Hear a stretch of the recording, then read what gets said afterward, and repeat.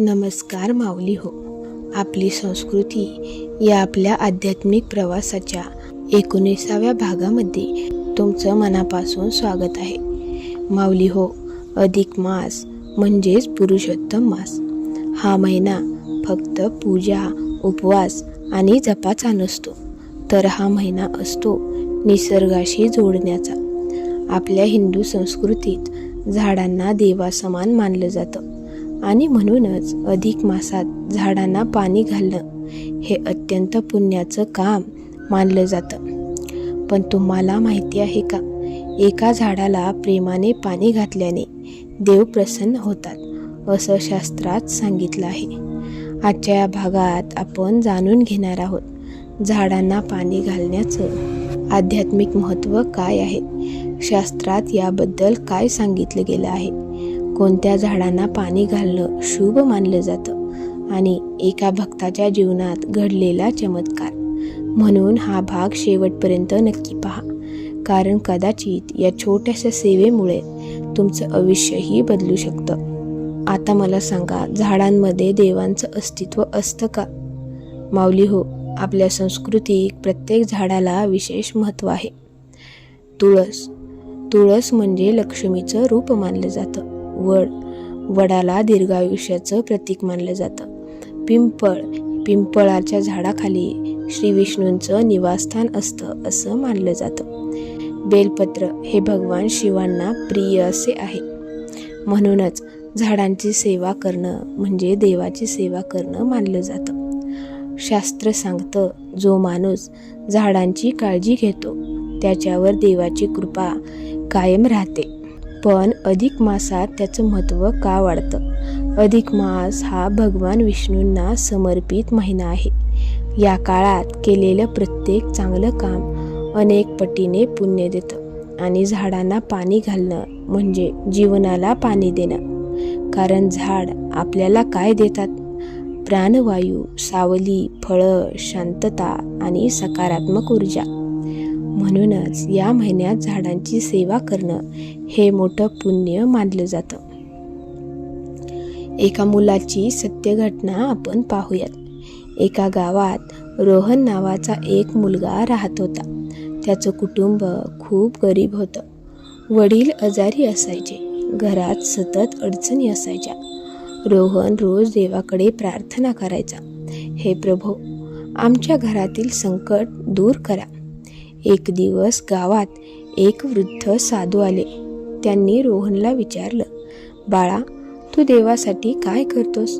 रोहन शांत झाला, कारण त्याच्याकडे पूजा करण्यासाठी काही नव्हतं. साधू हसले आणि म्हणाले, या अधिक मासात दररोज एका झाडाला पाणी घाल. दुसऱ्या दिवसापासून रोहन रोज सकाळी उठून गावातील एका पिंपळाच्या झाडाला पाणी घालू लागला. तो प्रेमाने म्हणायचा, हे देव, माझ्याकडे काही नाही, पण ही छोटी सेवा स्वीकारा. लोक त्याच्याकडे पाहून हसायचे. झाडाला पाणी घालून आयुष्य बदलतं का? पण रोहनने सेवा थांबवली नाही. अधिक मास संपायला काही दिवस बाकी होते. एक दिवस अचानक रोहनच्या वडिलांची तब्येत सुधारू लागली. त्याच दिवशी रोहनला गावातील एका दुकानात काम मिळालं. घरातील परिस्थिती हळूहळू बदलू लागली. रोहन आनंदाने रडू लागला. त्या रात्री त्याला स्वप्न पडलं. स्वप्नात भगवान विष्णू दिसले. ते म्हणाले, बाळा, तू झाडाला नाही, मलाच पाणी घालत होतास. माऊली हो, आता आपण पाहूयात कोणत्या झाडांना पाणी घालणं शुभ असतं. एक म्हणजे तुळस, दुसरं म्हणजे पिंपळ, तिसरं म्हणजे वड, चौथं म्हणजे बेल आणि पाचवं म्हणजे आवळा. विशेषतः सकाळी सूर्योदयानंतर पाणी घालणं शुभ मानलं जातं. पण माऊली हो, झाडांना पाणी घालताना हे मंत्र आवर्जून म्हणा. ओम नमो भगवते वासुदेवाय किंवा वृक्षदेवाय नमः असं म्हणत पाणी घातल्याने मन शांत होतं आणि सकारात्मक ऊर्जा वाढते. पण माऊली हो, यामागचं विज्ञान काय सांगतं बरं? आपली संस्कृती आणि विज्ञान दोन्ही एकच सांगतात. झाडांजवळ वेळ घालवल्याने तणाव कमी होतो, मन शांत होतं, सकारात्मक विचार वाढतात. म्हणूनच पूर्वीचे ऋषी मुनी जंगलात साधना करत होते. पण या अधिक महिन्यात विशेष सेवा काय कराव्या बरं? या महिन्यात शक्य असेल तर रोज एका झाडाला पाणी घाला, नवीन रोप लावा, तुळशीची पूजा करा, झाडं तोडणं टाळा, पक्ष्यांसाठी पाणी ठेवा. माऊली हो, आज माणूस मोठमोठी मंदिरं बांधतो पण निसर्ग विसरतो. लक्षात ठेवा, जिथे झाडं जिवंत असतात तिथे देवाचं अस्तित्व कायम असतं.